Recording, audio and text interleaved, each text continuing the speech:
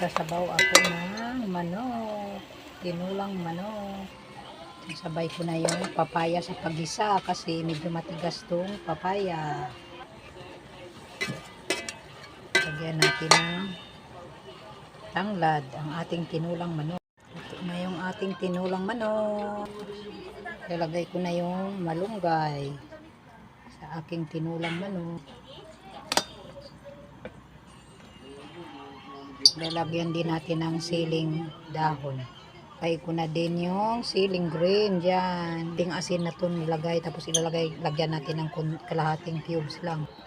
Luto na po yung aking tinulang manok. Kainan na po tayo. Thanks for watching mga Corels.